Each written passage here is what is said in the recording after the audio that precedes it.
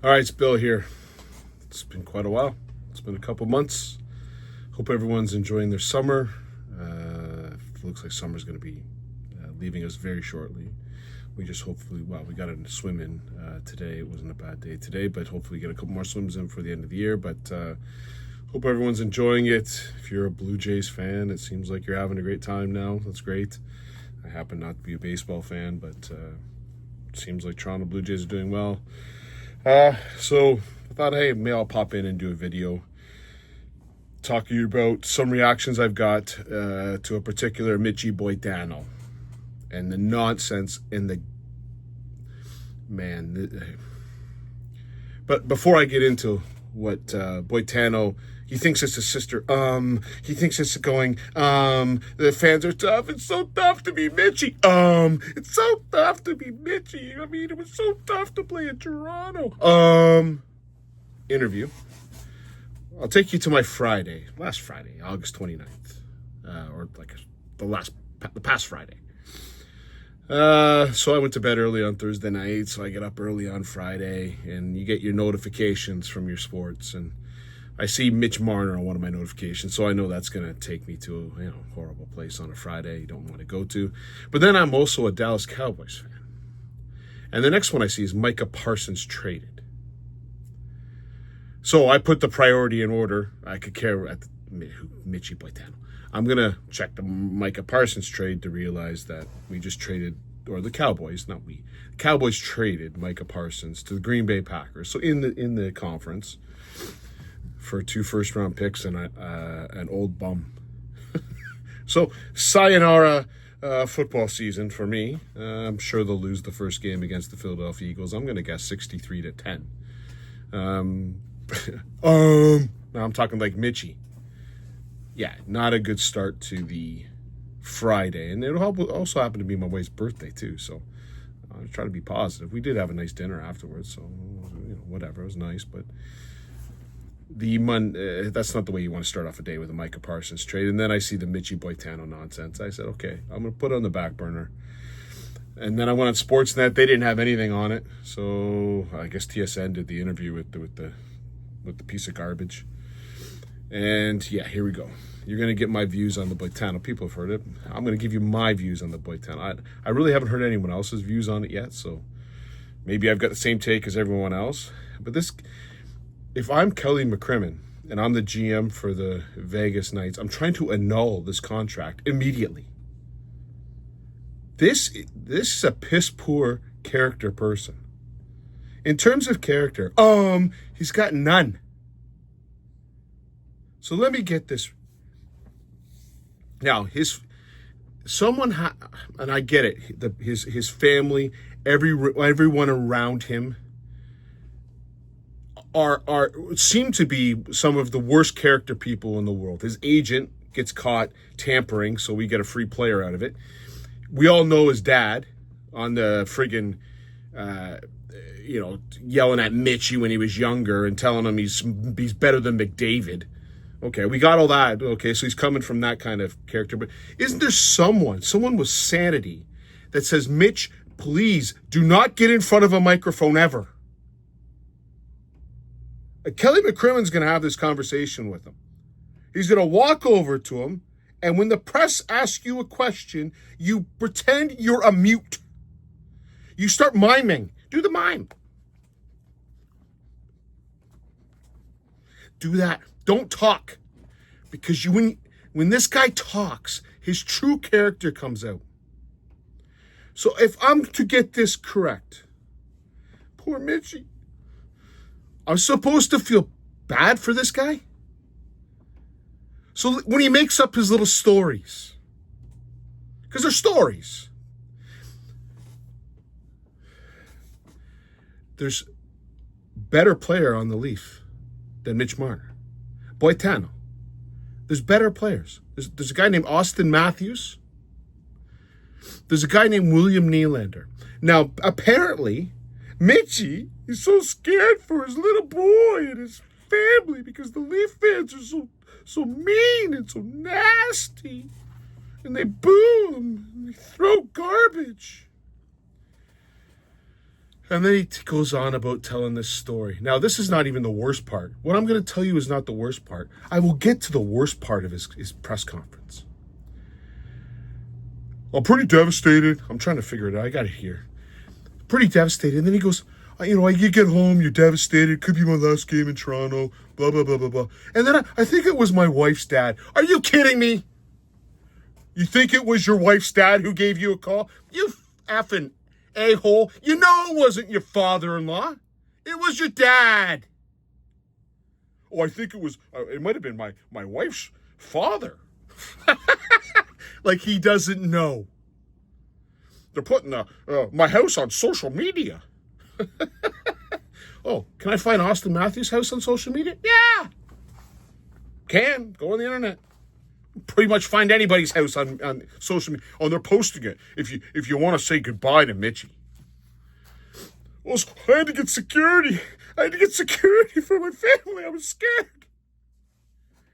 What does Nylander do? Doesn't Nylander take a goddamn subway with can you believe it? There might have been a Leaf fan on that subway. He takes the subway, gets a Rogers commercial out of it. But Mitchie is scared for his family. Austin Matthews.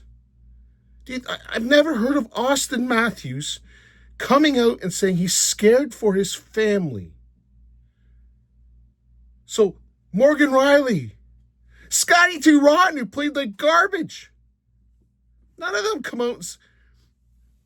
No, now, I will give it. Boitano got hijacked. But I'm pretty sure it wasn't Leaf fans that were hijacking you, okay?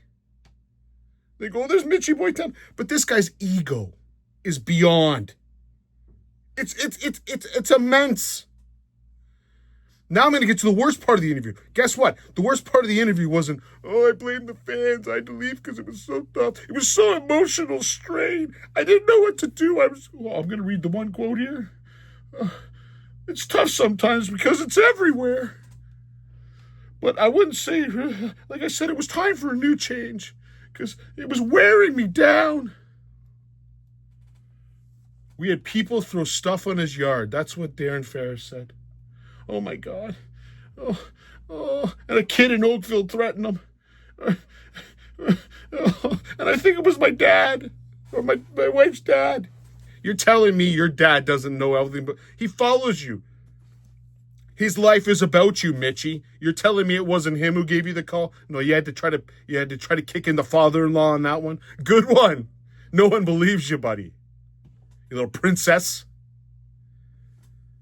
But now let me get to the worst part of the interview. It was really tough to call Austin. It was a tough phone call to make. Like, what are we doing here?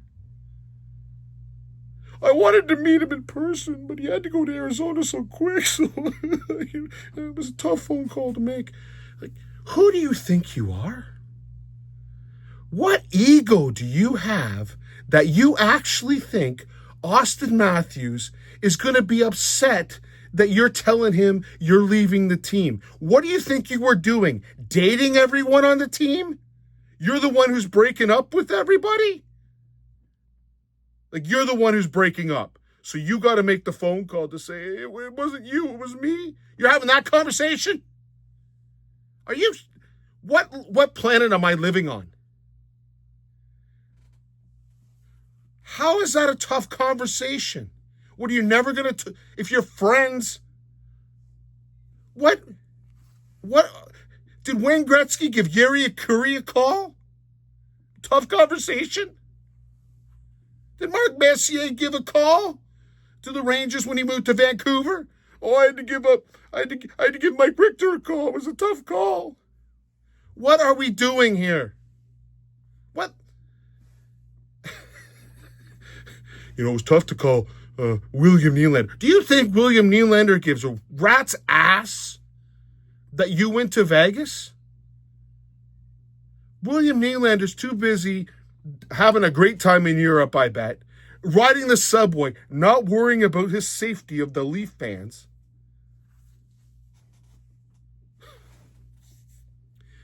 Think about, how is it a tough phone call? You phone your friend up and say, I'm leaving for... Why do you even have to give him a phone call? I signed with Vegas. Or I'm going to be going to Vegas. Okay, good luck, buddy. Like, friends.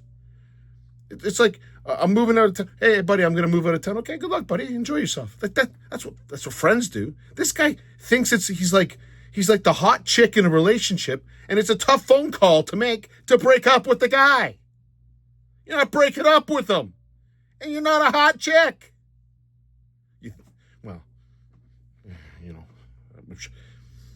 I don't want to get into that. Can you imagine the ego on this kid? Holy Christ. What did the phone call go? Austin, you want to sit down before this? I'm so sorry. I've got to go to Vegas. It was awesome being your right winger on your line and failing every playoffs and passing it to the referee when we're on the power play, when it's playoff time, or crying in the penalty box when it was playing against Montreal, or throwing my helmet and my gloves because William yelled at me. We've had some good times, buddy. But yeah, I'm so sorry, but I'm gonna go to Vegas. I hope you can get over it, Austin. I hope you can get over it, Willie. Morgan, I hope you can get over missing me so much, because I know I'm gonna be so missed.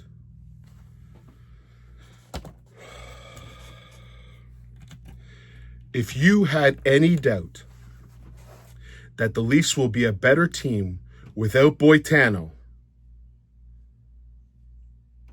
your concerns should now be lifted. They're a better team without this guy.